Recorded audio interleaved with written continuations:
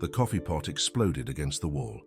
At 3 in the morning, Emily Carter ducked just in time, ceramic shards raining down inches from her face. Behind the counter of Pop's diner, Emily pressed herself against the cold, unforgiving metal of the industrial refrigerator and waited.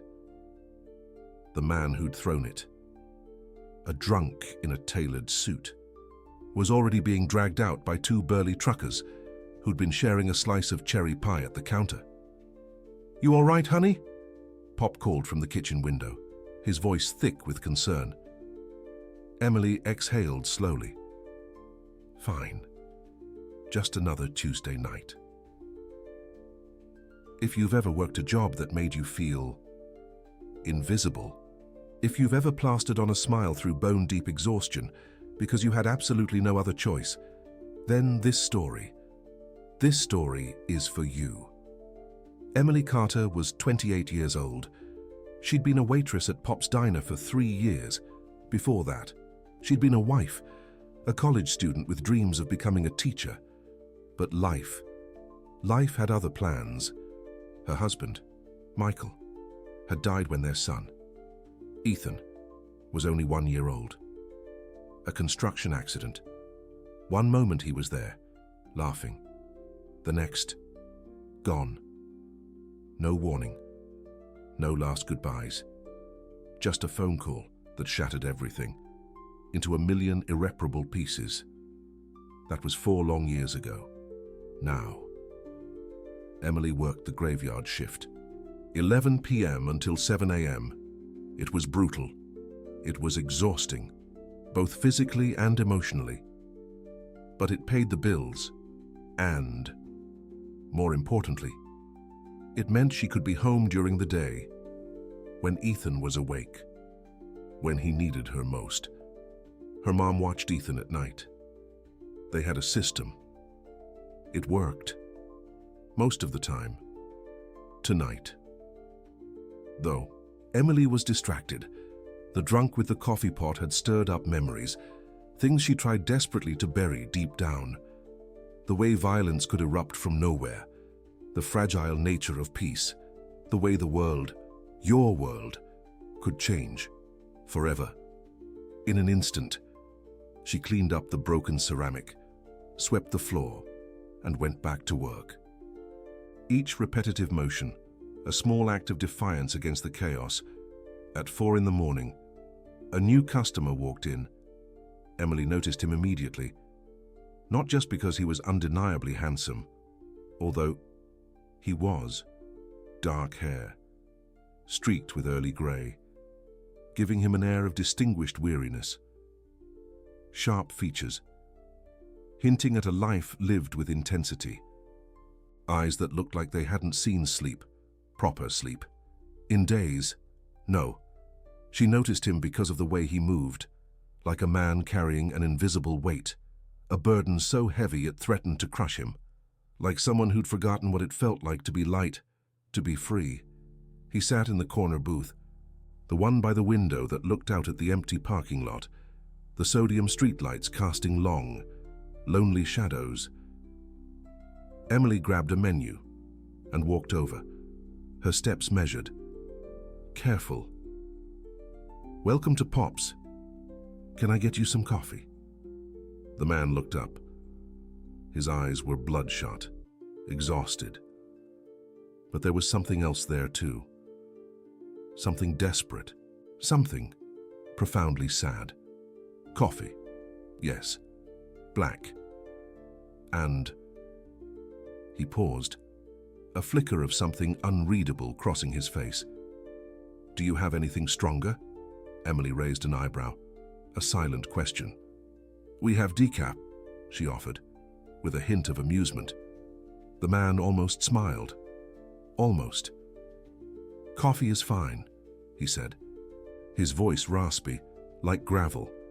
She poured him a cup, the dark liquid steaming in the pre-dawn chill, and set it down. He wrapped his hands around it, like it was a lifeline, a beacon in the encroaching darkness. "Rough night?" Emily asked, tilting her head slightly. She didn't usually make conversation with customers. She was polite, efficient, but kept her distance.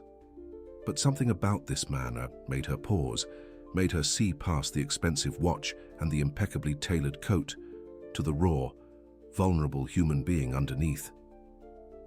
You could say that. The man took a tentative sip of coffee. I just fired my 100th nanny. Emily blinked, momentarily taken aback. Excuse me. 100 nannies in 7 months, the man said, his voice flat, devoid of emotion, hollow.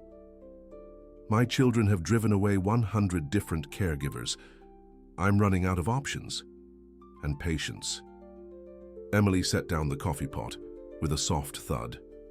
That is a lot of nannies. I am aware. The man rubbed his temples, a gesture of utter weariness. They're not bad kids, and inherently, they're broken. And I don't know how to fix them. Emily should have walked away, should have refilled his coffee and moved on to the next customer, attended to the next forgotten soul seeking solace in a cup of joe.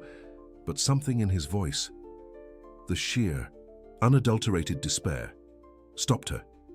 She thought of Ethan, of the months after Michael died, when her sweet, happy baby had screamed every night, inconsolably, for a father who was never, ever coming back. What happened to them? She asked quietly, her voice barely a whisper. The man was silent for a long, agonizing moment. Then he said, his voice thick with unshed tears, their mother died 2 years ago. They were in the car with her when it happened. They saw everything. Emily's heart cracked, a physical ache in her chest. I am so incredibly sorry. The man nodded. A small, defeated gesture. Since then, they've been different. My son doesn't speak, not a single word in 2 years. My daughter has nightmares so bad she wakes up screaming, covered in sweat. And together, they've made it their mission, their sole mission, to destroy anyone who tries to take care of them, to get close to them. He looked up at Emily, his eyes pleading, desperate.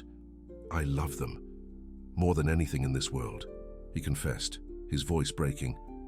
But I don't know how to help them, and I'm terrified and utterly terrified that I'm failing them, that I'm letting them down. The silence stretched between them, thick with unspoken grief and unimaginable pain. Emily thought about walking away, about finishing her shift and going home to her son, about crawling into bed and forgetting this conversation, this man, ever happened. Instead, she sat down across from him, the vinyl seat cold beneath her. My husband died 4 years ago, she said, her voice trembling slightly. My son was one. He doesn't remember his father. Consciously. But for the first year after Michael died, Ethan was, she searched for the word, the right word, lost. He cried all the time. He wouldn't eat. He wouldn't sleep. The doctors said it was normal, that babies could sense when something was wrong, when a void, a black hole, had opened up in their world. She looked at the man across from her, her gaze steady, unwavering. It took time and patience, more patience than I ever thought I possessed, and a lot of mistakes, countless mistakes. But eventually, he came back to me. Not the same as before, scarred, but present, here, safe. The man stared at her, his expression unreadable. Why are you telling me this? Because your children aren't broken, Emily said, her voice firm, imbued with quiet conviction. They're grieving, and grief doesn't follow a timeline. It doesn't care about nannies or rules or logic. It just hurts. And the only thing that makes it better is time, and someone who refuses to give up. Someone who sees them, truly sees them, beyond the anger, beyond the pain. The man was quiet, considering her words, weighing them against the crushing weight of his own despair. Then he said, his voice barely audible, "My name is Marcus. Marcus Sterling." Emily knew that name. Everyone knew that name. Sterling Innovations and a tech giant, billions of dollars, cover of Fortune 500 magazine, one of the most powerful men in the country, a titan of industry. And here he was, at 4 a.m, drinking bad coffee at Pop's diner and confessing his deepest, darkest failures to a waitress, a single mom, struggling to make ends meet. "I'm Emily," she said. "Emily Carter." Marcus reached into his coat and pulled out a business card, the crisp white paper, a stark contrast to the worn Formica tabletop. "Miss Carter, Emily, I know this is insane, utterly insane. We've known each other for approximately 5 minutes, give or take, but I'm desperate, truly, genuinely desperate." He slid the card across the table. The subtle rustle of paper, the only sound in the otherwise silent diner. "I'm looking for someone to help with my children, not a traditional nanny, not another perfectly polished, impeccably credentialed stranger. Someone different. Someone who understands that they're not problems to be solved, but people aching to be loved." He looked at her, his eyes searching, pleading. Would you consider it?" Emily stared at the card. The embossed letters, the understated elegance, the phone number that probably connected to an army of assistants and gatekeepers, a world away from her own. "Mr. Sterling, I'm a waitress. I work nights. I have a 5-year-old son. I'm not qualified to help your children." "You calmed a drunk man wielding a coffee pot without flinching," Marcus said, a hint of a smile playing on his lips. "You sat down with a stranger and told him about your dead husband, because you thought it might help, because you saw something worth saving. You looked at me and saw a person, not a bank account, not a headline." He leaned forward, his gaze intense, unwavering. "Miss Carter, I've hired child psychologists, behavioral specialists, trauma experts. I've spent millions of dollars on the best caregivers money can buy, and none of them have made a difference. None of them lasted more than a week, not even close." His voice cracked, the strain was clear. "I don't need qualifications, I need someone who gives a damn," he emphasized each word. "And in 5 minutes. You've shown me more genuine compassion than 100 professionals, with all their fancy degrees and theories. What would you have done? Would you have taken the card? Would you have just walked away? Let me know what you think in the comments below." Emily looked at the card in her hand, then at Mr. Sterling. Billionaire, desperate father, a truly broken man. And she made a decision that would change everything. "I'll think about it," she said carefully. It wasn't a yes, but it wasn't a no either. "Mr. Sterling nodded. He pulled out a $100 bill and set it on the table. "For the coffee," he said, "and for listening. I appreciate it more than you know." Then he was gone, disappearing into the pre-dawn darkness, like he'd never been there at all, a ghost. Emily stared at the business card. "Mr. Sterling, CEO, Sterling Innovations." The name seemed to mock her from the cheap diner countertop. "What are you doing, Em?" Pop called from behind the counter. "Who was that guy anyway?" Emily shook her head. "I have no idea, Pop, but I think my life just got very complicated." She didn't know how right she was. 3 days later, Emily stood outside the Sterling estate. Estate was an understatement. The property was massive. Sprawling gardens meticulously manicured, a driveway that seemed to go on for miles, and at the end, a house that looked more like a castle than a home. Emily's rusty Honda Civic looked comically out of place among the luxury SUVs and sports cars in the circular drive. A total eyesore. "What am I doing here?" she muttered to herself, her stomach churning. But she knew exactly what she was doing. She had thought about Mr. Sterling's offer for 3 days, had argued with herself relentlessly, had made lists of pros and cons on scraps of paper that now littered her apartment. In the end, it came down to one thing. His eyes, the desperation in them, the love and the fear and the hopelessness all tangled together. A visible manifestation of his inner turmoil. She knew that look. She had seen it in her own mirror 4 years ago when Ethan's dad passed away. So here she was, ready to meet the children who had driven away over 100 nannies. "God help me," she whispered. The front door opened before she could even knock. A woman in a crisp and immaculate uniform smiled at her, like she'd been waiting all day. "Miss Carter, Mr. Sterling is expecting you. Please, follow me." Emily followed the woman through a foyer that could have held her entire apartment, past rooms filled with art and furniture that probably cost more than she made in a year. Finally, they reached a study at the back of the house. It's wood-paneled and imposing. Mr. Sterling was there, standing by the window as looking out over the vast grounds. He turned when she entered. "Miss Carter, thank you for coming." Emily nodded. "I have questions."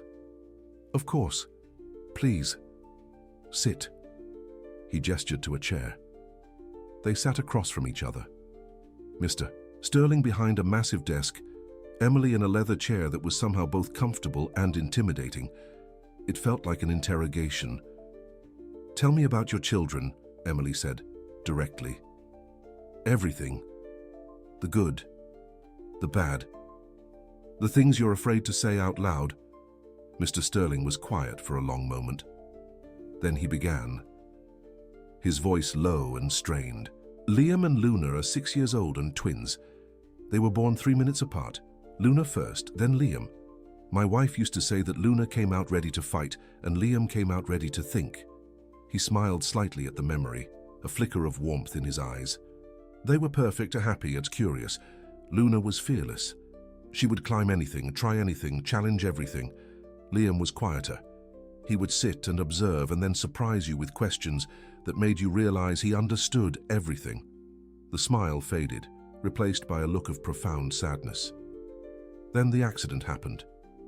He stood and walked back to the window, turning his back to her. "My wife, Michelle, was driving them home from a birthday party. It was raining. A truck ran a red light.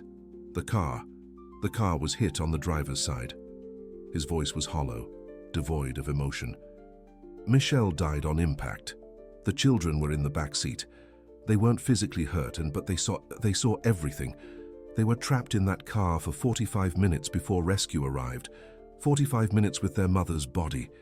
Emily closed her eyes, imagined Ethan in that situation, felt her heart break into pieces. The image was almost unbearable. "After that," Mr. Sterling continued, "everything changed. Liam stopped speaking, not gradually, it's all at once.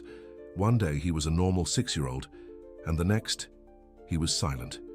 The doctors call it selective mutism, a trauma response.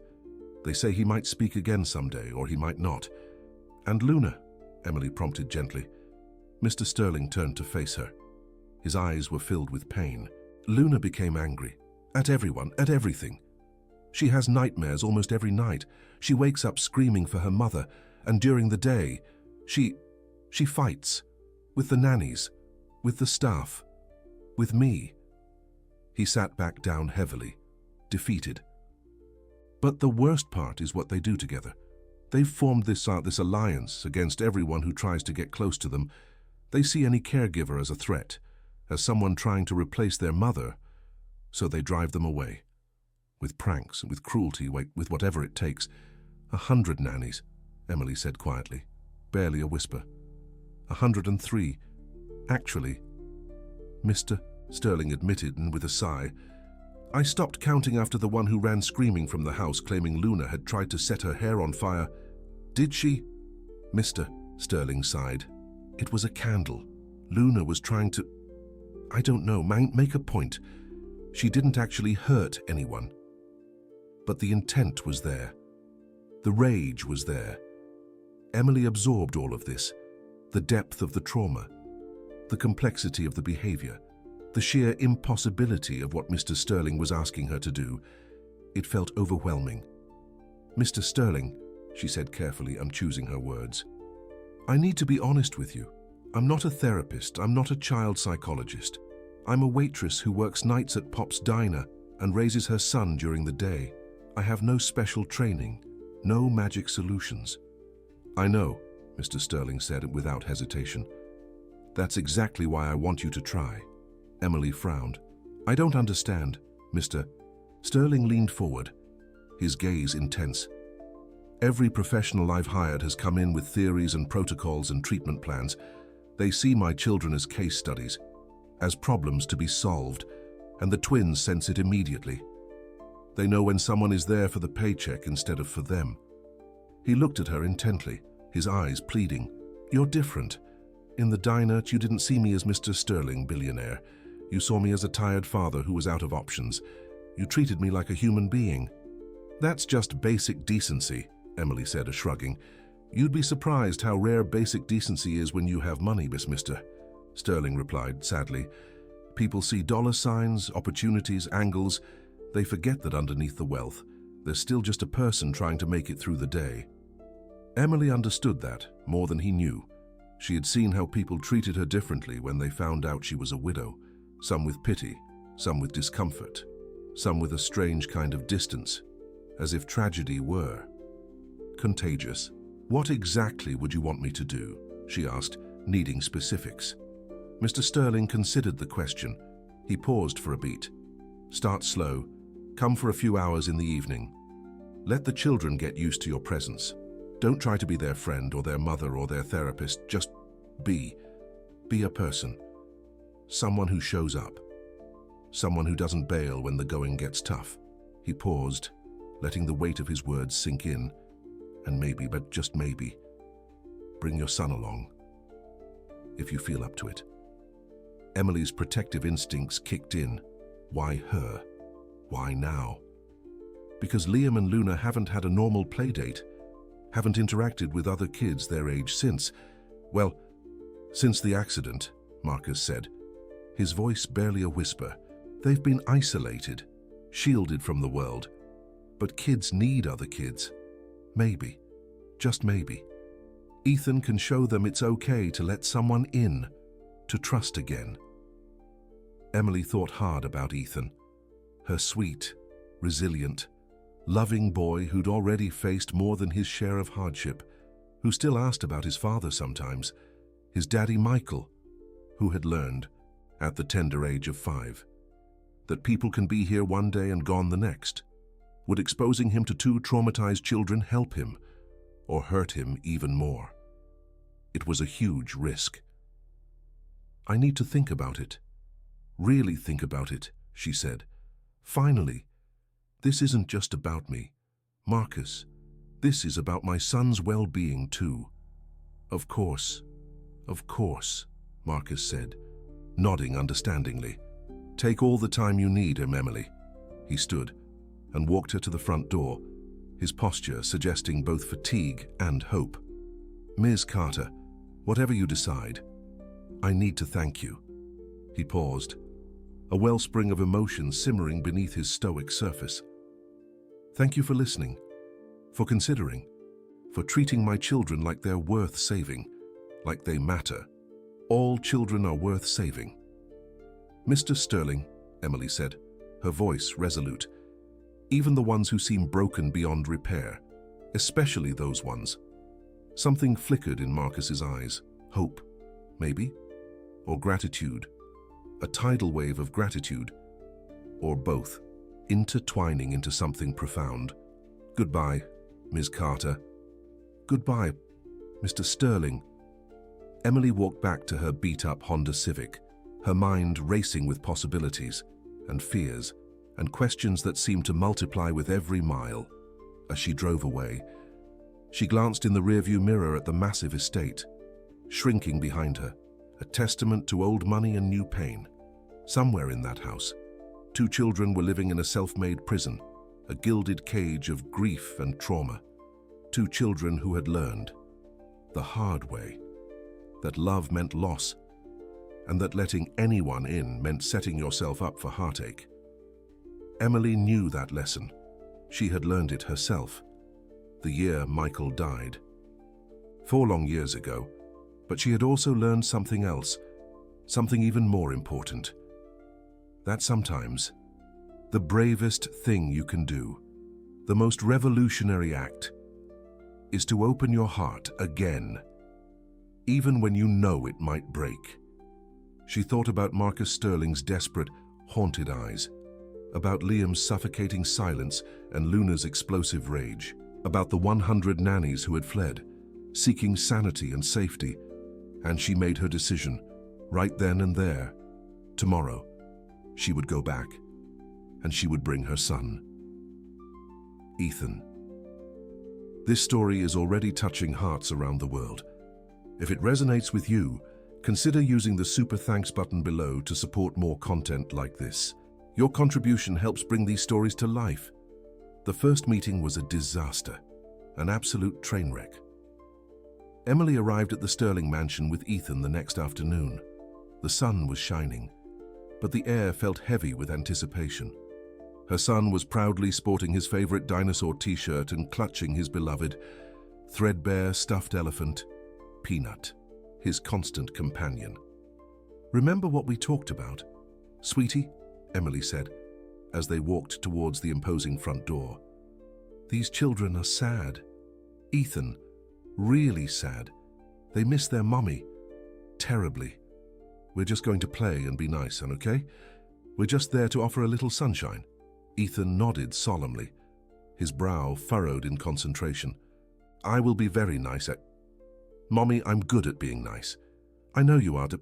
Baby," Emily said, kissing the top of his head, her heart swelling with love and a hint of apprehension. "I know you are." A different staff member greeted them this time, escorting them through the maze-like hallways deeper into the opulent mansion. They eventually ended up in a playroom that was bigger than Emily's entire apartment. Toys everywhere, games piled high, books lining the walls, a massive television screen dominating one corner. Everything a child could ever dream of, but no children. "The twins will be here shortly, Ms. Carter," the staff member said, with a polite but somewhat strained smile. "Mr. Sterling is in a very important meeting, but asked me to tell you he will join you when he can." Then, they were alone. Ethan immediately gravitated towards an elaborate train set in the corner, his eyes wide with wonder. Emily sat on a nearby, ridiculously plush couch, trying to project an air of calm she didn't quite feel, and waited. 10 minutes ticked by. Then, finally, the door opened. 2 children walked in, a boy and a girl, identical in height and coloring, dark hair, just like their father, sharp, almost severe features that would undoubtedly be handsome, even striking, when they grew up. But their eyes were old, too old for 6-year-olds. They had seen things, experienced things, that no child should ever have to see. The girl, Luna, looked at Emily with open hostility. Her gaze was sharp, cutting. "Another one," she said, her voice flat and devoid of any emotion. "How long until this one runs away screaming?" The boy, Liam, said nothing. He just stared at Ethan, his expression unreadable, a blank canvas of pain and guarded curiosity. "Hi," Emily said, keeping her voice calm, warm, and inviting. "I'm Emily, and this is my son, Ethan. We're not here to be your nannies. We're just here to hang out, to play, to be friends. If that's okay with you?" Luna crossed her arms, her defiance palpable. "No, it's not okay. We don't want you here. We don't want anyone here." I understand, Emily said, her tone still gentle, understanding. But we are here anyway, so maybe we can just exist in the same room for a while? You don't have to talk to us. You don't have to play with us. We'll just be over here, minding our own business. She settled back on the couch, deliberately casual, radiating an aura of non-threatening peace. Luna looked thrown, visibly thrown. She had clearly expected more of a fight, a confrontation. Emily could almost see the gears turning in the little girl's head, trying to figure out her angle, to find the catch. Ethan, meanwhile, had lost all interest in the standoff. He was completely, wholly and utterly, focused on the train set, his little fingers tracing the tracks with fascination. "This is a really cool train," he announced, to no one in particular, his voice filled with genuine enthusiasm. "My daddy had a train like this, but he died, so I don't have it anymore." The words hung in the air, heavy with innocence and unspeakable loss. Liam's eyes widened and just slightly. He took a hesitant step towards Ethan, drawn to him by an invisible force. "Your daddy died?" Luna asked, her voice barely a whisper, her hostility faltering, just for a fleeting moment. Ethan nodded matter-of-factly, unfazed by the weight of his words. "When I was a baby. I don't remember him. But Mommy shows me pictures. She says he was very nice. And he loved me very much." Emily's heart ached. She had worked so hard to make sure Ethan understood about his father.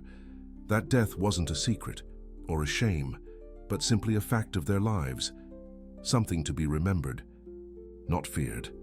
"Our mommy died too," Luna said quietly, her voice laced with a vulnerability she usually kept hidden. It was the first genuine thing she had said since walking into the room. Ethan looked up at her, with his big, earnest eyes, filled with an almost unbearable amount of empathy. "That's very sad," he said, his brow furrowed with concern. "I'm sorry your mommy died." For a moment, just a fleeting, precious moment, Luna's hard, impenetrable exterior cracked. She looked like what she truly was, a 6-year-old girl, lost, grieving, and desperately missing her mother. Then she shook her head, and the walls came crashing back up, stronger and higher than before. "Whatever," she said, her voice dripping with disdain. "Come on, Liam."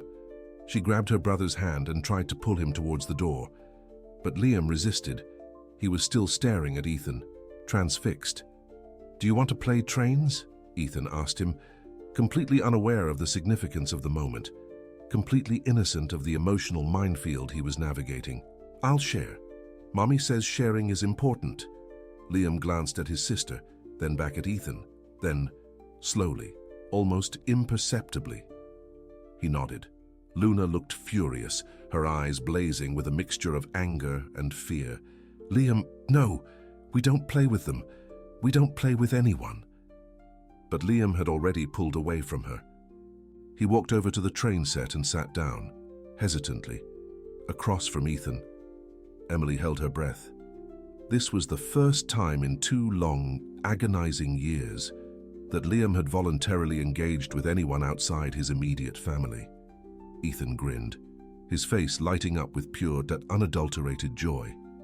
"Here, you can have the blue one. Blue is the fastest." He handed Liam a bright blue train car. Liam took it carefully, almost reverently, like it was something precious and fragile, something that could easily break if handled roughly. Luna stood in the doorway, frozen, torn. Her brother was her whole world, her protector, and her protected. She couldn't leave him. Not for a single second. But she also couldn't accept this stranger and her son into their carefully constructed world of grief and isolation. Finally, with a huff of frustration, a silent scream of defiance, she marched over to the train set and sat down.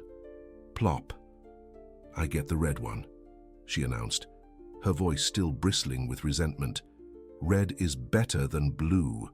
"No way," Ethan protested, his eyes twinkling with good-natured challenge. "Blue is definitely better." "Red is the color of fire," Luna declared. "Fire is stronger than water.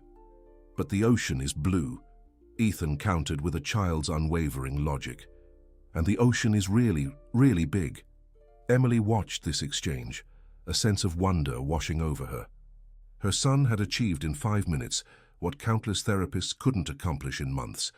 He'd broken through, not with prescribed methods or calculated strategies, but with the raw, unfiltered empathy of a child who had also known loss. He understood, in a way that resonated deep within his young heart. The gaping void a missing loved one leaves behind. The children engaged in a spirited game of trains for nearly an hour. Liam, though silent, participated actively. He maneuvered his trains with purpose around the intricate tracks. He nodded thoughtfully to Ethan's questions. He even offered a fleeting smile, a brief, almost imperceptible flicker of joy that vanished as quickly as it appeared. Luna maintained her hardened facade, but Emily saw the cracks, the subtle shifts in her gaze as she observed Ethan with a spark of curiosity. The brief moments when her defenses lowered, when she believed no one was watching. As their visit drew to a close, Ethan waved a cheerful goodbye to the twins. "See you later," he exclaimed brightly. "Next time, we can play dinosaurs." Luna rolled her eyes and what dismissive gesture. Whatever. But Liam, ever so subtly, reciprocated with a wave of his own, a minuscule acknowledgement, a silent promise. It was enough. During the drive home, Ethan's boundless energy filled the car as he recounted the day's adventures, the trains, the playroom, and his assessment that Luna was kind of mean, but probably just sad. Emily listened attentively, nodding, absorbing the events of the afternoon, trying to make sense of it all. She had braced herself for disaster. Instead, she had witnessed a miracle, perhaps not a grandiose, happily ever after, everything is magically fixed miracle, but a glimmer of hope, a crack in the impenetrable wall of grief. And sometimes, Emily reflected, that's all you needed, a place to begin. 2 weeks drifted by. Emily found herself at the Sterling estate every afternoon, accompanied by Ethan. Initially, their visits were brief, a few hours at most. Gradually, they extended, evolving into full-day affairs. Progress was painstakingly slow, almost imperceptible. But it existed. Liam remained non-verbal, yet he no longer recoiled when Emily entered the room. He actively sought out Ethan for playtime, initiating games through gestures and facial expressions. On one occasion, he even tugged gently on Emily's sleeve, eager to display a drawing he had painstakingly created. It depicted 4 figures, 2 large, 2 small, happily playing with trains. Emily retreated to the solitude of the bathroom afterward, overwhelmed by emotion, allowing tears of gratitude to stream freely, unseen by the others. Luna, however, presented a far greater challenge. She wore her hostility like a suit of armor, impenetrable and unwavering. She delivered cutting remarks with practiced precision. She rolled her eyes with dramatic flair. She relentlessly tested Emily's boundaries, probing for the breaking point, the trigger that would send her running. Emily remained steadfast, never faltering. When Luna hid her shoes, Emily simply walked barefoot. When Luna deliberately spilled water on her lunch, Emily quipped that it needed a little extra seasoning anyway. When Luna hurled insults, branding her ugly, stupid, and unwanted, Emily responded softly, "I am sorry you feel that way. I am still going to come back tomorrow." It was exasperating, infuriating, utterly exhausting. But Emily had weathered far worse storms in her life. She had endured the agonizing loss of her husband, raised a child as a single parent, worked grueling double shifts while battling illness, all to ensure the rent was paid. A 6-year-old with an attitude problem, no matter how formidable, was not going to break her. Marcus observed these interactions with a complex mixture of amazement and disbelief. He had initially predicted that Emily's tenure would last no more than a week. 2 at the absolute outside, which had been the average lifespan for the professional nannies he had hired. Instead, she persisted, showing up day after day, unflinching in the face of his children's relentless attacks. "How do you do it?" he inquired one evening. They were secluded in his study while the children played contentedly in the adjacent room. "How do you remain so composed?" Emily shrugged, a gesture of understated resilience. "I have had practice. Life does not care if you are tired, frustrated, or overwhelmed. It just keeps coming. You learn to roll with the punches, or you get knocked down." "But the things Luna says to you..." Marcus pressed, his voice laced with concern. "They are cruel. They would have sent the last nanny running in tears." "Luna does not mean those things," Emily replied quietly, her voice filled with compassion. "She says them because she is scared, because she thinks if she pushes me hard enough, I will leave. And then she will have been right all along. People leave. That is what she has learned. The only way to not get hurt is to make them leave first."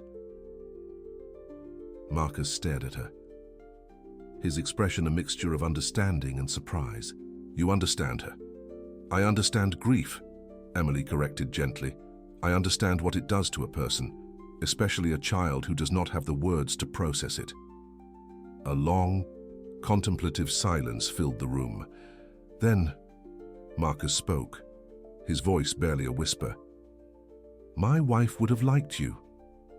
The words hung suspended in the air between them, heavy with unspoken emotion. "Tell me about her," Emily prompted softly. "If you want to." Marcus offered a melancholic smile, his eyes reflecting a kaleidoscope of memories. She was everything, fierce and gentle, all at once. She could negotiate a multi-million-dollar deal in the morning and bake cookies with the kids in the afternoon. She made everyone around her better, just by existing. He turned to gaze at a photograph on his desk. A stunning woman with raven hair and a dazzling smile, cradling 2 small children in her arms. "We met in college. She was studying art history. I was immersed in the world of computer science. We had absolutely nothing in common.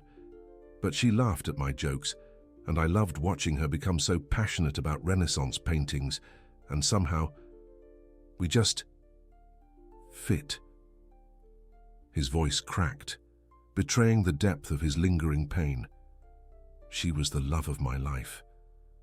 And when she died, I did not know how to exist without her." Emily reached out and gently touched his hand, a brief, comforting gesture, a silent acknowledgement of his pain. "I know that feeling," she whispered. "When Michael died, I remember thinking that the world should have stopped, that nothing should work anymore because he was gone. But the sun came up anyway. The bills arrived anyway, and I had a baby who needed me. So I kept going. Not because I wanted to, because I had no choice." Marcus turned to face her, his eyes glistening with unshed tears, yet his voice remained steady. "You are the first person who has understood," he confessed. "Everyone else says things like, 'Time heals all wounds,' or 'You need to move on.' But you get it. You know that some wounds do not heal, they just become part of you." Emily nodded slowly, her heart aching with shared sorrow. "Grief is not something you get over. It is something you learn to carry. And some days the weight is manageable, and some days it crushes you, but you keep walking on either way." They sat in contemplative silence for a long while, Two souls who had endured unimaginable loss, finding solace in their shared understanding. Suddenly, Luna's voice pierced the quiet, coming from the doorway. "Why are you holding hands?" Emily instinctively recoiled, pulling her hand away quickly. She hadn't even realized she was still touching Marcus. "We were not," she stammered, attempting to explain. But Luna's eyes had already narrowed with suspicion, her young face hardening with anger. "Are you trying to be our new mommy?" she demanded, her voice dripping with venom. "Because you cannot. You are not our mommy. You will never be our mommy." "Luna," Marcus began, his voice laced with warning. "I hate you," Luna screamed at Emily, her voice filled with unbridled rage. "I hate you, and I hate your stupid son, and I want you to leave." She turned and fled from the room, her sobs echoing in the stillness. Marcus rose to pursue her, but Emily gently intervened, stopping him with a touch. "Let me," she pleaded softly. "Please." She found Luna huddled in the garden, curled up behind a sprawling rose bush, her small body racked with inconsolable sobs. Emily cautiously approached, settling down on the grass a few feet away, maintaining a respectful distance. She didn't try to touch Luna, didn't try to comfort her with words. She just sat there, present and silent. After a long time, Luna's sobs quieted to hiccups. "Why won't you leave?" she asked finally, her voice raw. "Because leaving would mean giving up on you," Emily said, "and I don't give up on people I care about." "You don't care about me. You don't even know me." "I know you lost your mommy," Emily said gently. "I know you're scared and angry and hurting. I know you push people away because it's easier than letting them in. I know all of that because I've been there. Not the same way, but close enough to understand." Luna looked at her with red-rimmed eyes. "When my dad died," Emily continued, "I wanted to be angry at everyone. I wanted to push the whole world away because it hurt too much to feel anything. But you know what I learned?" "What?" "Being angry didn't bring him back. Pushing people away didn't make the pain go away. It just made me alone with the pain, and that was worse." Luna was quiet. "I'm not trying to be your mommy," Emily said. "No one could ever replace your mommy. She was special, and she loved you, and that can never be taken away. What I'm trying to be is your friend, someone who shows up, someone who doesn't run away when things get hard." She looked at the little girl. "Is that okay?" Luna didn't answer for a long time. Then, slowly, she scooted closer to Emily. Not touching, but closer. "Maybe," she whispered. Emily smiled. "That's all I ask." They sat in the garden until the sun started to set. Two broken people, beginning to find their way toward healing. 1 month into Emily's time with the Sterling family, something remarkable happened. Ethan spoke. They were playing in the backyard. Ethan was chasing Luna around the treehouse, both of them shrieking with laughter. Emily was sitting on a blanket, watching and smiling. Ethan was next to her, drawing in his sketchbook as usual. Then, a butterfly landed on his hand. Ethan froze, staring at it with wonder. The butterfly flexed its wings, orange and black, and beautiful. And Ethan said, "Mommy liked butterflies." The words were quiet, rusty from 2 years of disuse, but they were there. Emily's breath caught. She didn't move, didn't react, didn't want to scare this fragile moment away. "She did," Ethan said, his voice growing stronger. "She said they were magic, that they could fly anywhere they wanted." Tears streamed down Emily's face, but she kept her voice calm. "That's beautiful." "Ethan, what else did she say about butterflies?" "She said..." Ethan paused, his own eyes filling with tears. "She said if you see a butterfly, It means someone who loves you, is watching. From heaven. The butterfly flew away. Ethan looked at Emily.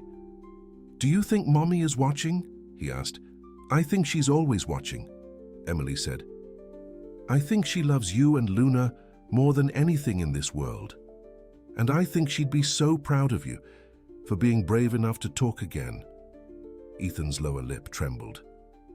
"I didn't talk because if I talked, it meant she was really gone. As long as I was quiet, I could pretend she was going to come back." Emily understood. Oh, how she understood. She opened her arms, and Ethan fell into them, crying 2 years of suppressed tears onto her shoulder. When Michael found them 20 minutes later, they were still sitting there. Ethan was asleep in Emily's arms, exhausted from the emotional release. Luna and Ethan had stopped playing and were sitting nearby, watching with somber eyes. "What happened?" Michael asked, his voice tight with fear. Emily looked up at him with a tear-stained smile. "Ethan talked," she said. "He talked." Michael's legs gave out. He dropped to his knees on the grass, his face crumpling with relief and joy and grief, all tangled together. He spoke. His voice was barely a whisper. "What did he say?"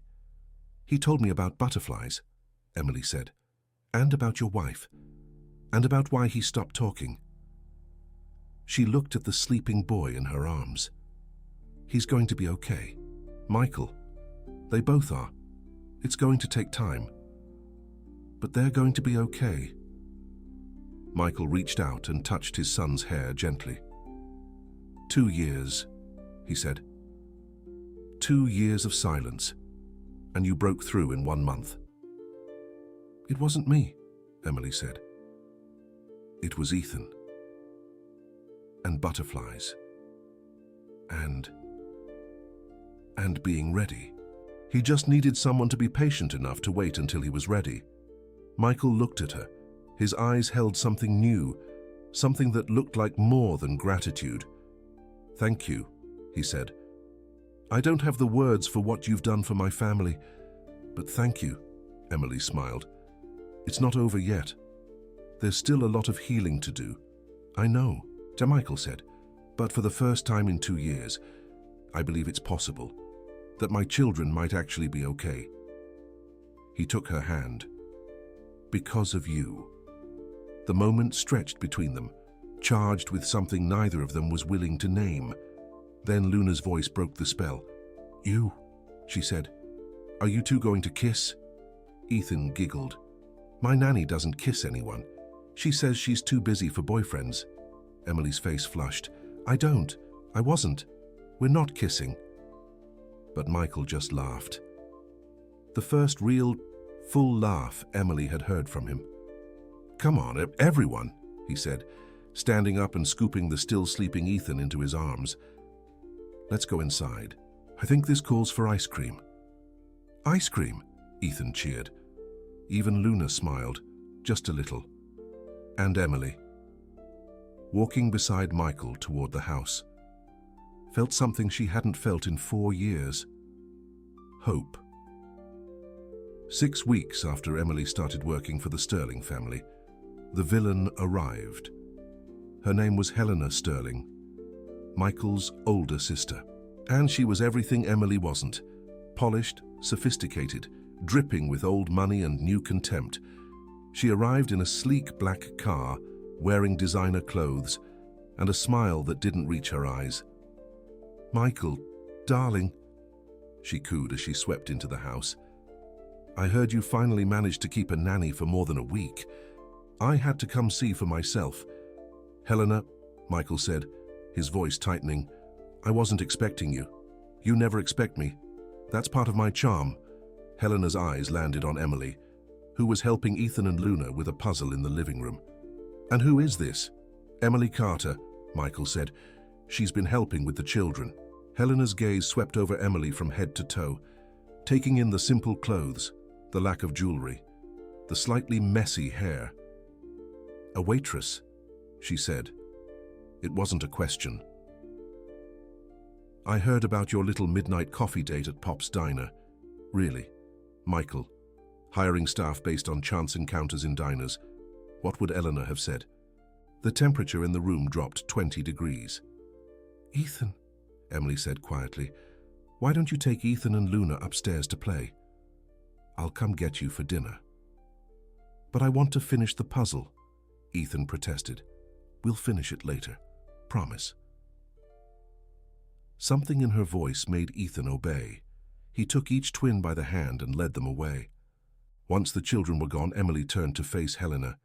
Mrs. Sterling, is it? She asked politely. Miss, Helena corrected. I never married. Too busy running the actual family business while my brother plays house. Marcus's jaw clenched. Helena, this is not the time.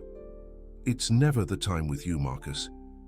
You've been hiding in this estate for 2 years, neglecting your responsibilities, letting the board make decisions without you. And for what?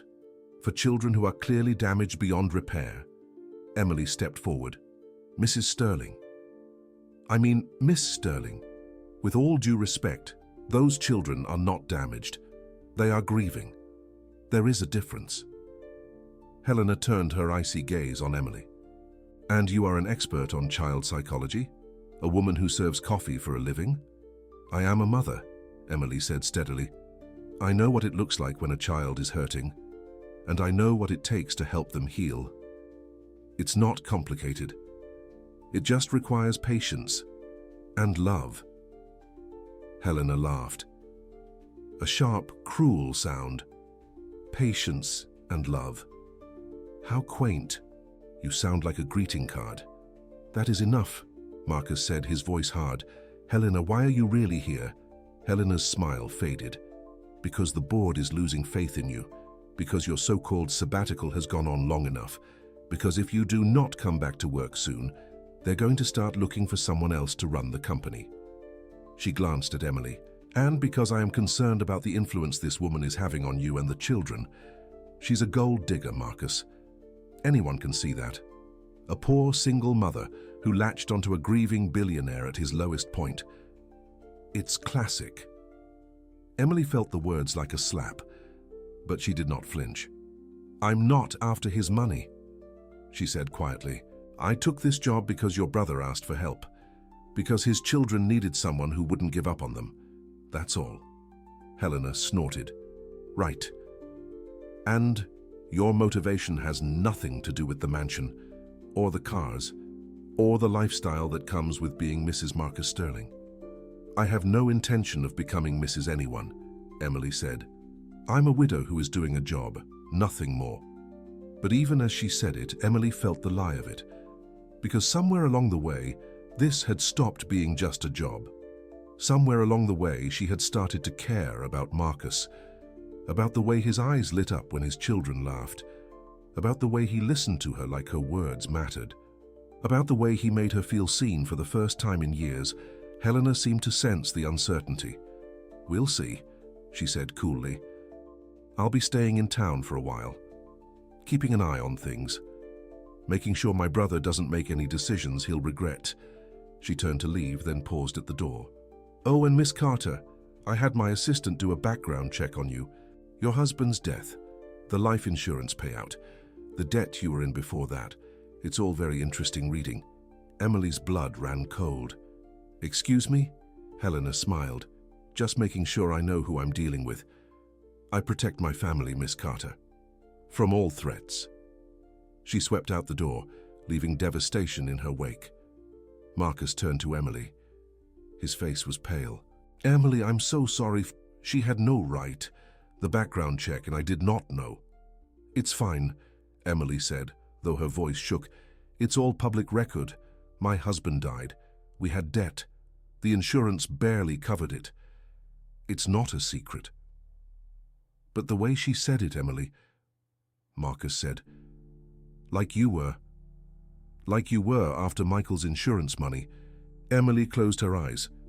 People thought that when he died, that I was relieved, that I had somehow caused it, because we were struggling, and suddenly I was not.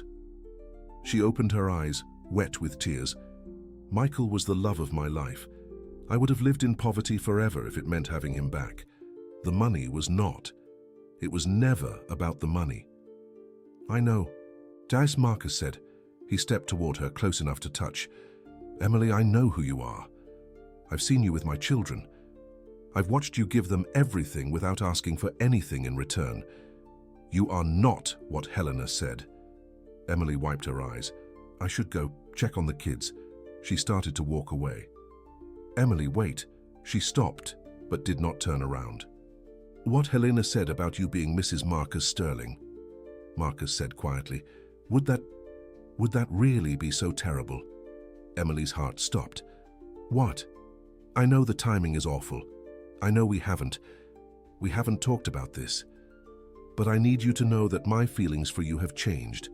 You're not just my children's caregiver. You're not just a friend.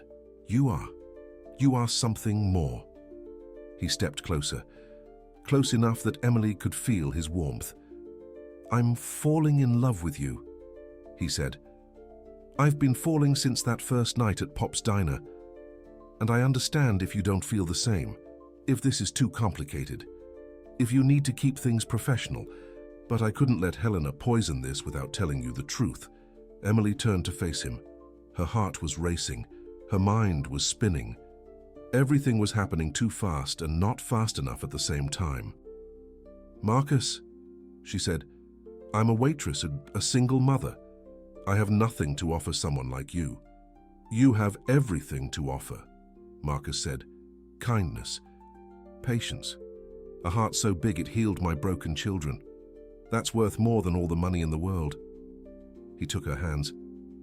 I'm not asking you for an answer right now. I'm just asking you to not run away. To give us a chance. Emily looked into his eyes, saw the hope there, the vulnerability, the same fear of rejection that lived in her own heart. Okay, she whispered. Okay, I won't run away. Marcus smiled, that devastating, heart-stopping smile. That's all I ask. Helena struck 3 days later. Emily arrived at the estate that afternoon to find Marcus white-faced and shaking. The children were nowhere to be seen. What happened? Emily asked, immediately on alert. Where are Liam and Luna? Upstairs with the staff, Marcus said. His voice was hollow. Emily, Child Protective Services was here. Emily's blood turned to ice. What? Helena reported concerns about the children's welfare, about their mental health issues and my supposed neglect, about the presence of an unqualified caregiver. She called CPS. On her own brother? Marcus laughed bitterly. This is what Helena does. She destroys anything that threatens her control. She cannot stand that the children are getting better, that I might actually be able to come back to Sterling Innovations without her having complete control. What did Child Protective Services say? They did an initial assessment. The children are clearly healthy and well cared for. The house is safe. There is no evidence of neglect. But Marcus paused. They are opening a formal investigation. They have to, given the allegations. What allegations exactly? Marcus handed her a document. Emily read it with growing horror.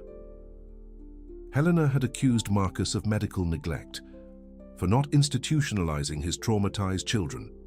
She had accused Emily of being an unlicensed caregiver, without proper credentials. She had even implied that Emily was using the children to manipulate a grieving billionaire out of his fortune. This is insane, Emily said. None of this is true. I know. But an investigation means interviews, home visits, the children being questioned by strangers after everything they've been through. Marcus sank into a chair.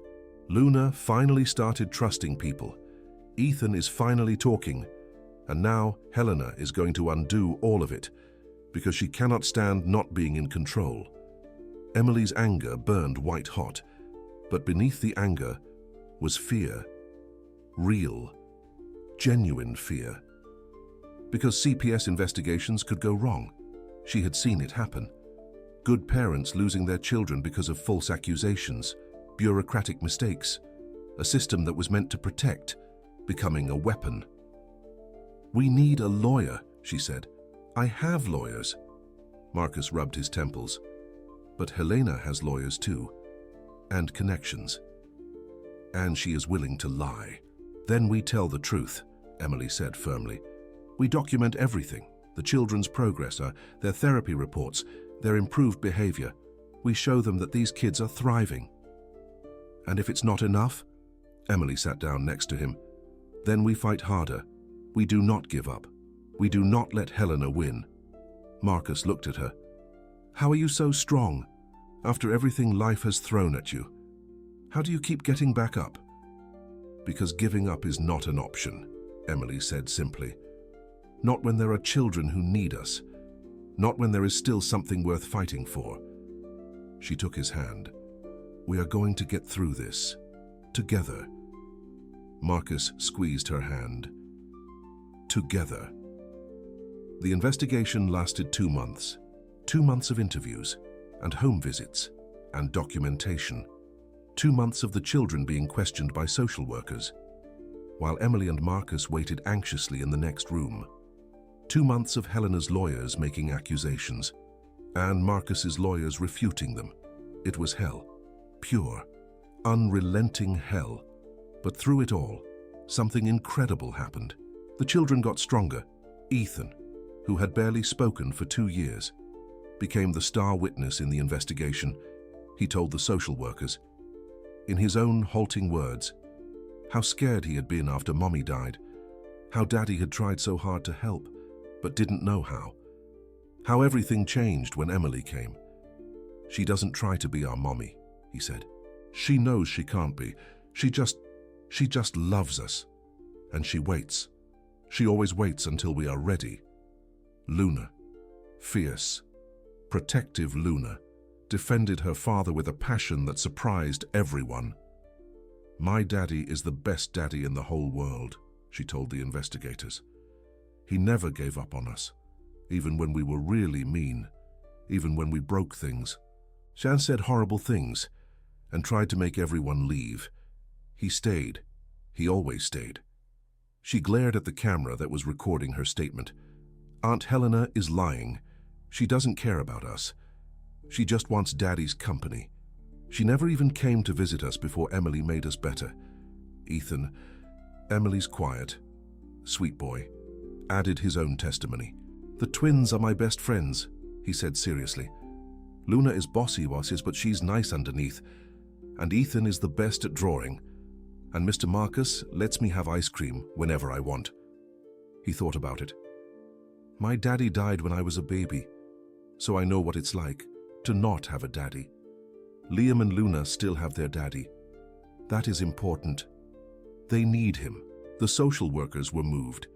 Even the hardened investigators, who had seen it all, were touched by the resilience of these children, by the obvious love in the household, by the transformation that had occurred under Emily's care. But Helena had one more card to play a week before the final hearing. She released a story to the press. Billionaire's children in crisis. Inside the scandalous custody battle. The article painted Marcus as a negligent father who had abandoned his traumatized children to the care of an unqualified waitress while he wallowed in grief. It painted Emily as a scheming gold digger who had targeted a vulnerable billionaire. It painted the children as out-of-control monsters who needed professional help, not a diner waitress playing house. The story went viral within hours.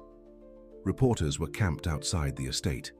Camera crews, journalists, tabloid photographers, all of them desperate for a glimpse of the scandal. Emily tried to shield the children from the chaos, but Ethan had already seen the headlines on her phone. "Mommy, why are people saying mean things about you?" he asked, his eyes big and confused. Emily knelt down to his level. "Sometimes people say mean things because they don't understand, or because they are scared, or because they are trying to hurt someone else." But you know the truth, right? You know that Mommy loves you and is trying to help. Ethan nodded. I know. Then that's all that matters. But it wasn't all that mattered. The court of public opinion was powerful, and Helena was winning it. Marcus wanted to fight back, to release statements, to go on television and tell his side of the story. Emily stopped him. That's what she wants, she said. She wants you to react, to make a mistake, to say something in anger that she can use against you. So what do? Marcus asked desperately. We stay calm. We trust the process. We let the truth speak for itself. What if the truth is not loud enough? Emily looked at him. Then we find a way to make it louder. The final hearing was held on a Tuesday. The courtroom was packed, press in the gallery, Helena's lawyers in sharp suits, Marcus's team looking determined, but worried, and in the front row. Emily sat with the 3 children. Ethan was on her left, holding her hand. Luna was on her right, trying to look brave, and Ethan was in her lap, his head resting on her shoulder. Whatever happened today, they were together. The hearing lasted 4 hours. Helena's lawyers presented their case. The medical experts, who said the children needed institutional care.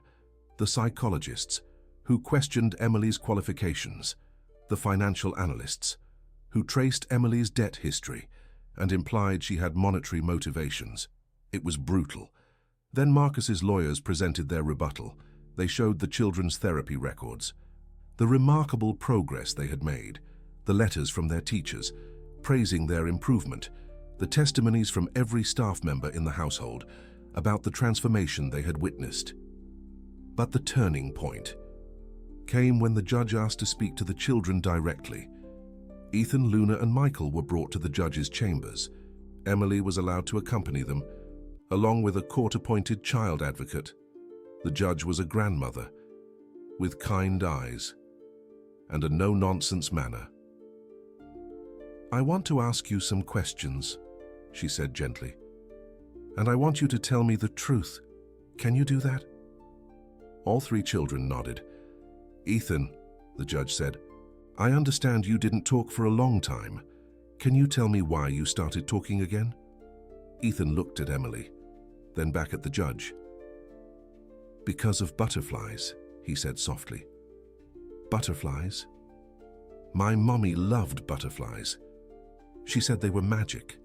When Mommy died, I didn't want to talk anymore, because talking meant she was really gone.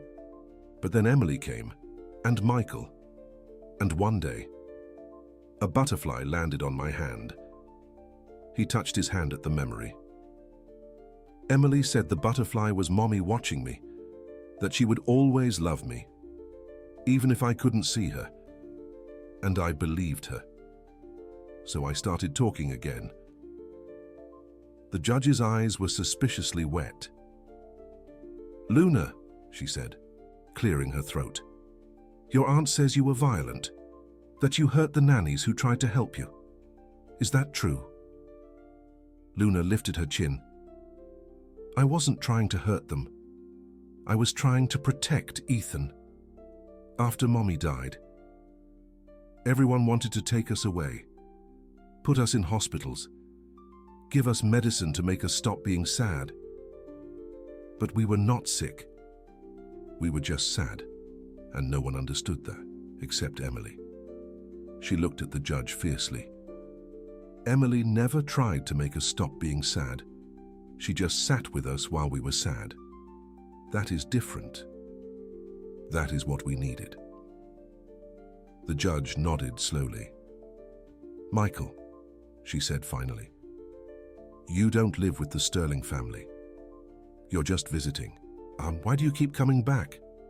Michael thought about it seriously. Because Ethan and Luna are my friends, he said. And because my mommy says that families aren't just about blood. They're about people who love you and show up for you. The Sterlings are like my extra family now. He looked at Emily. And Mr. Sterling makes my mommy smile. She doesn't smile very much, because she's always tired and sad about my daddy. But when she's with Mr. Sterling, she smiles real smiles. So I want to keep coming back. So she keeps smiling. Emily's tears fell silently. The judge was quiet for a long moment. Then she said, "Thank you, children. You have been very helpful. You can go back to the courtroom now." As they left, Ethan tugged on Emily's sleeve. "Did we do good?" he whispered. Emily hugged him tightly. "You did so good, sweetheart. You all did so good." The judge's ruling came an hour later. The courtroom fell silent as she began to speak. "This court has seen many custody cases," she said. "Many situations where adults fight over children like property, but this case is different." She looked at Helena. "Ms. Sterling, your concerns for your niece and nephew were noted. However, this court finds that those concerns were not genuine. The evidence suggests that your motivations were primarily financial and professional, not familial." Helena's face went pale. The judge continued, turning to Marcus.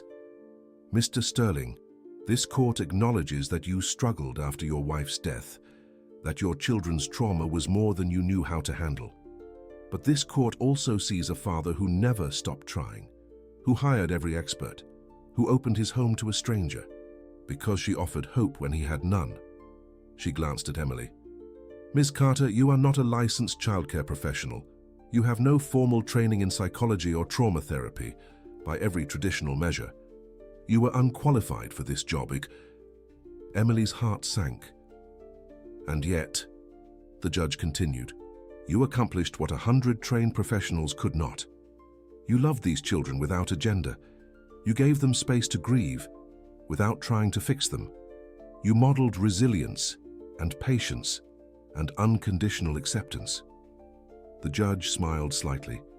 "Sometimes, the heart knows what the credentials cannot measure."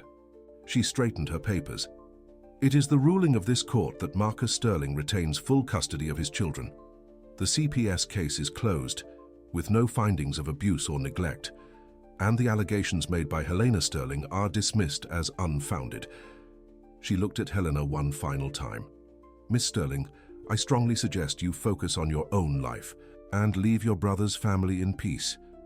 Any further interference will be met with legal consequences." She banged her gavel. "Case dismissed." The courtroom erupted. Michael cheered. Luna jumped up and down. Ethan ran to his father and threw his arms around him. Marcus hugged his son, crying openly. Then Luna joined them. Then Michael. Dyson, and finally, Marcus reached out his hand to Emily. She took it, letting herself be pulled into the family embrace. They had won. Against Helena, against the system, against everyone who had said these broken children could never heal. They had won. 6 months after the court hearing, Marcus proposed. They were in the garden. The same garden where Luna had once hidden behind rose bushes and cried. The same garden where Emily had first begun to fall in love with this broken, beautiful family. Butterflies danced in the summer air. "Emily," Marcus said, getting down on one knee, "I've practiced this speech 100 times. I had all these eloquent things I was going to say, about fate, and second chances, and finding love in unexpected places." He shook his head. "But the truth is simpler than that. You walked into Pop's diner at 4 in the morning and changed my entire life. You gave my children hope. When I had none left to give, you taught me that it was okay to love again." He opened a small velvet box. "Will you marry me? Will you become a permanent part of this family? Will you let me spend the rest of my life trying to deserve you?" Emily looked at the ring. A simple band with a single diamond. Not ostentatious, not flashy, just beautiful.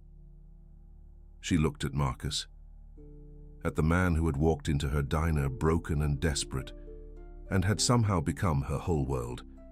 She looked at the 3 children watching from the patio, Luna bouncing on her toes, Ethan clutching Michael's hand, all of them waiting with bated breath. "Yes," Emily said. 1,000 times, yes." Marcus slid the ring onto her finger.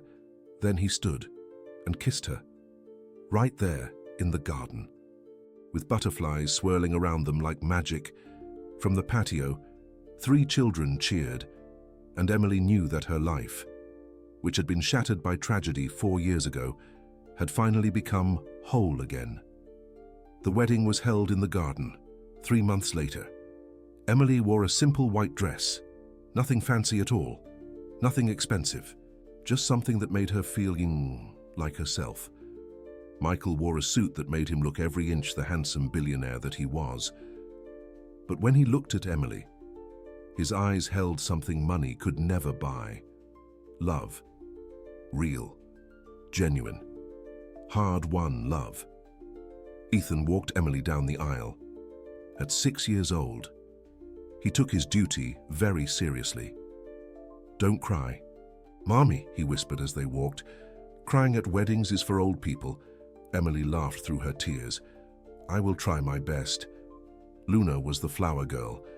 She scattered petals with aggressive enthusiasm, throwing entire handfuls at the guests.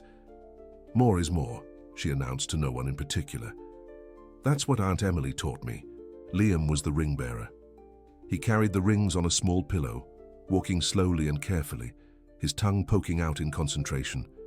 When he reached the altar, he handed the rings to Michael and whispered, "Don't mess this up, Daddy." Michael laughed. "I will do my best." The ceremony was short and sweet. They had written their own vows. "Emily," Michael said, "I spent 2 years thinking I would never be happy again, that my children would never heal, that love was something that happened to other people." He took her hands. "Then you walked into my life, with your patience, and your kindness, and your refusal to give up. You taught me that broken things can be mended, that grief does not have to be the end, that it's possible to love again, even when you're afraid." His voice cracked. "I promise to spend every day earning the gift you have given me. I promise to love your son as my own. I promise to be the family you deserve." Emily wiped her eyes. "Michael," she said, 4 years ago, I thought my life was over. I was a widow with a baby, working nights at Pop's diner, just trying to survive." She smiled. "Then I met a desperate billionaire at 4 in the morning who asked me to help his impossible children. And I said yes, because I saw something in you that no one else did. I saw a father who loved his kids more than anything, a man who would do anything to help them heal." She squeezed his hands. "I didn't come here looking for love. I came here to help. But somewhere along the way, you and Luna and Liam became my family, not because of blood, or marriage, or paperwork, but because love isn't about where you start. It's about where you end up." She looked at the children in the front row. "I promise to love you all, fiercely and completely. I promise to show up every single day, no matter how hard it gets. I promise to be the mother your children need and the partner you deserve." She looked back at Michael. "I promise to keep choosing you every day, for the rest of my life." The officiant smiled. "By the power vested in me, I now pronounce you husband and wife. You may kiss the bride." Michael pulled Emily into a kiss that made the guests cheer and the children groan. "You," Luna said loudly. "Gross." But she was smiling. They all were. 1 year after the wedding, Emily stood in front of a room full of people. She was giving a speech at a conference for foster parents and adoptive families. Michael had encouraged her to share their story, to help other families who were struggling with traumatized children. At first, Emily had been terrified. She wasn't a public speaker. She wasn't an expert. She was just a waitress who had stumbled into something extraordinary. But then she thought about all the families out there who were going through what Michael had gone through, who were hiring nanny after nanny, therapist after therapist, looking for someone who could help their children heal. If her story could help even one of them, it was worth the fear. 2 years ago, she began. I was a waitress at Pop's Diner. I was working the night shift, struggling to make ends meet, raising my son alone after my husband died. She looked out at the audience. Then I met a man whose children had driven away 100 nannies in 7 months. He was desperate, heartbroken, out of options. And for some reason, he thought I could help. She smiled. I wasn't qualified. I had no training. I had no experience with traumatized children. All I had was a broken heart of my own and a stubborn refusal to give up. She paused. And that, it turned out, was enough. She told them about Liam's silence and Luna's rage, about butterflies and train sets, and sitting with grief instead of trying to fix it, about the court battle, and the press, and Helena's schemes, but mostly, she told them about love. The children in your care are not problems to be solved, she said. They are people who have been hurt, and hurt people don't need experts, or protocols, or treatment plans. They need someone who will show up, someone who will wait, someone who will love them without agenda. She looked at the back of the room, where Michael stood with all 3 children. Liam, now 8 years old and talking up a storm. Luna, still fierce but channeling her energy into protecting others instead of pushing them away. Ethan, her sweet boy, who had grown up surrounded by a family that loved him. It's not easy, Emily continued. There will be days when you want to give up, days when nothing works, days when the children you are trying to help seem determined to destroy everything. She took a breath. But those are the days that matter most. Those are the days when you show them that you are different, that you are not going to leave like everyone else, that your love is not conditional on their behavior. She felt tears prick her eyes. I'm not standing here as an expert. I'm standing here as someone who got lucky, who stumbled into a family that needed me as much as I needed them, who learned that healing isn't about fixing what is broken, it's about loving what remains. She looked at her family one more time. If you take nothing else from my story, take this: do not give up. Even when it seems impossible, even when you have failed 100 times, keep showing up, keep loving, keep waiting. Because sometimes, the 101st time is the one that changes everything. The audience rose in a standing ovation, but Emily barely noticed. She was looking at Michael, who was wiping tears from his eyes, at Liam, who was giving her a thumbs up, at Luna, who was trying to look unimpressed but was clearly proud, at Ethan, who was jumping up and down and waving. Her family, not the family she was born into, not the family she had expected to have, but the family she had chosen, the family that had chosen her back. And that, Emily realized, was the whole point. Family wasn't about where you started, it was about where you ended up. And Emily had ended up exactly where she was meant to be. 5 years after that night at Pop's Diner, Emily and Michael hosted a huge party. It was a celebration of the twins turning 11, of Ethan turning 10, of 5 years as a family. The estate was buzzing with people, friends, extended family, staff members who had become like family over the years. Even some of the nannies who had been driven away had come back. Curious to see how the impossible children had turned out, they were impressed. Liam, once silent and withdrawn, had become a talented artist. His drawings hung in galleries. His teachers called him a prodigy. But more importantly, he was happy, talkative, quick to laugh, and slow to anger. Luna, once angry and destructive, had become a fierce advocate for other children. She volunteered at shelters. She stood up to bullies at school. She had channeled all that fire into protecting people instead of hurting them. And Ethan, Emily's sweet boy, had become the glue that held the family together, the peacemaker, the optimist, the one who always knew how to make everyone laugh. At the party, Emily found a quiet moment to stand on the patio and look at everything they had built. Michael found her there. "Penny, for your thoughts?"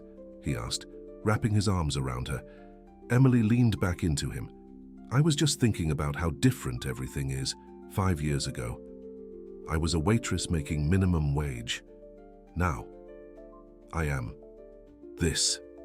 She gestured at the party, the mansion, the life. "Do you miss it?" Michael asked. "Pop's diner?" Emily thought about it. "Sometimes. I miss the simplicity, the routine, knowing exactly what each day would bring." She turned to face him. "But I would not trade this for anything. Not the chaos, not the challenges, not even the parts that are hard, because this is what I was meant for, this family, this life." Michael kissed her forehead. "I love you. I love you too." They stood there for a moment, watching their children laugh and play with their guests. Then Luna's voice rang out across the party. "Mom, Dad, come quick. Liam drew a picture for you." Emily smiled at Michael. No rest for the weary. Wouldn't have it any other way. They walked back to the party together, back to their children, back to their friends, back to the beautiful, chaotic, imperfect life they had built from the ruins of tragedy. If you have ever felt like giving up, Emily thought, remember this. The best things in life often come from the worst moments. The family of your dreams might be waiting in the place you least expect. You just have to be brave enough to say yes. What would you have done if you were Emily? Would you have taken the job? Would you have walked away? Leave your answer in the comments below. And if this story touched your heart, the Super Thanks button is a way to support more content like this. Every contribution helps bring these stories of hope and healing to life. The story of Emily and Michael proves that love does not follow a script, so that families can be formed in diners at 4 in the morning, that the right person at the right time can change everything. 100 nannies failed, 1 waitress succeeded, not because she was better qualified, not because she had special training, but because she refused to give up, because she saw broken children and chose to love them anyway. That is the lesson. That is the miracle. That is what happens when you say yes to the impossible. Thank you for watching. Until next time.